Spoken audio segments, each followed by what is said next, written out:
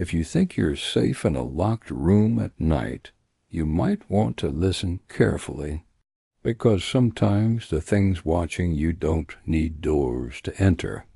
This is Dark Whispers, and tonight's story is not just one nightmare.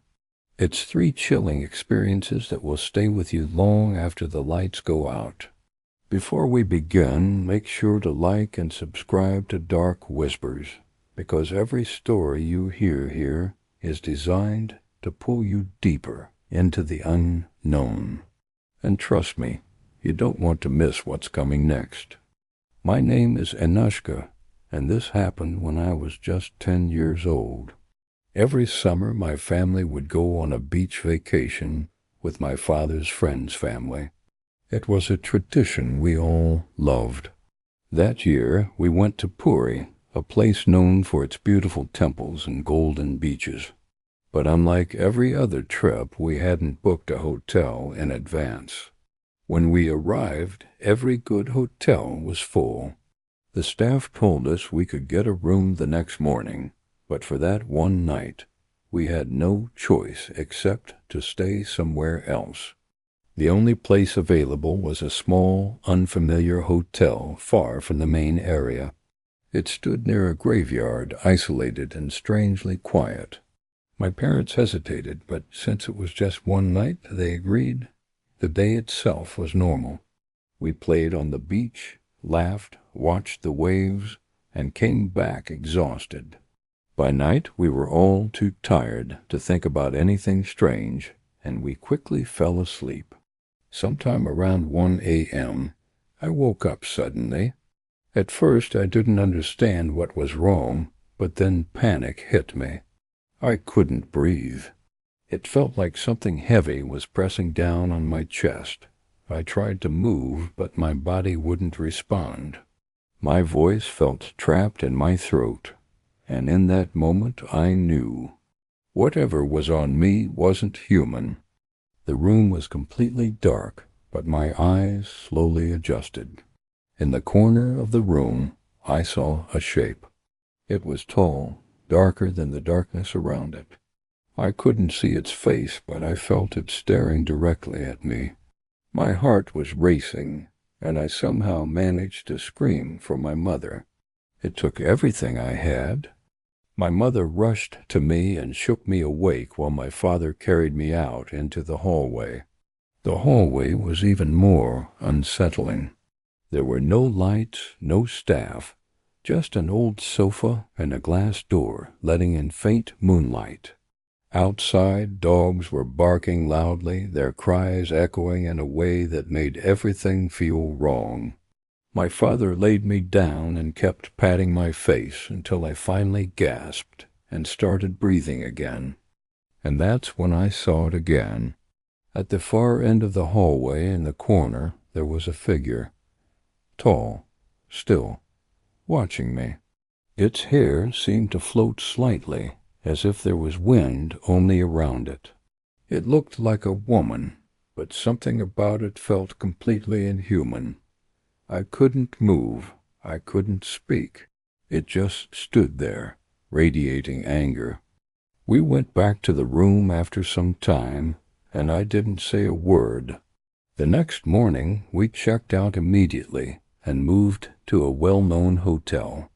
The rest of the vacation was perfect, almost as if nothing had happened.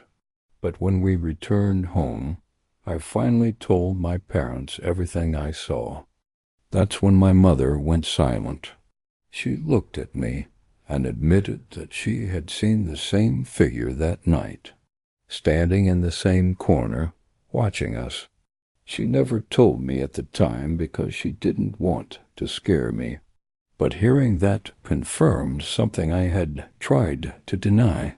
From that day on, I was never the same. Darkness stopped feeling empty. It started feeling occupied. The next story comes from Risa, who was 11 when this happened. It was during a school holiday when she and her siblings stayed overnight at their aunt's house. The night started off normal. They laughed, talked, and eventually laid down together on a mattress in the living room. but Risa couldn't sleep because of a bad cough. Around 3 a.m., she was still awake, watching videos on her cousin's tablet. Eventually, she turned it off and tried to sleep. That's when she heard her cousin's bedroom door open. From where she was lying, she could clearly see the door. But no one came out, and the door never closed. She called out her cousin's name, but there was no response. A strange feeling crept over her. She tried to ignore it until something else caught her attention. A plastic bag sitting on the table near the door started to move. Not gently, not like the wind, but as if someone was tugging it from different directions. All the windows were closed. There was no airflow inside the room. The movement didn't make sense. Risa felt fear rising inside her, but she turned away and shut her eyes, hoping it would stop. After a moment, she opened them again and looked at the black screen of the TV. That's when she saw him. In the reflection, there was a man standing behind her. He wore a hoodie, and his posture made it clear. He was very close, close enough to reach out. Her heart dropped. Slowly, she turned around to check. There was no one there. But when she looked back at the TV, the figure was still there, and this time it was closer. Fear completely took over her body. She couldn't scream, couldn't move, couldn't even breathe properly. Tears rolled down her face as she lay frozen. The figure kept getting closer in the reflection. It didn't rush. It didn't make a sound. It just watched. She whispered a prayer and held on to her sister tightly. After what felt like forever, the figure disappeared. But the feeling of being watched remained. She stayed still, afraid to even blink. When she finally opened her eyes again, her worst fear came true. The man was no longer in the reflection. He was sitting on the sofa behind her, one leg crossed over the other, resting calmly, staring at her like he had always been there. And behind him stood another figure, tall, pale, only the upper half of its body visible.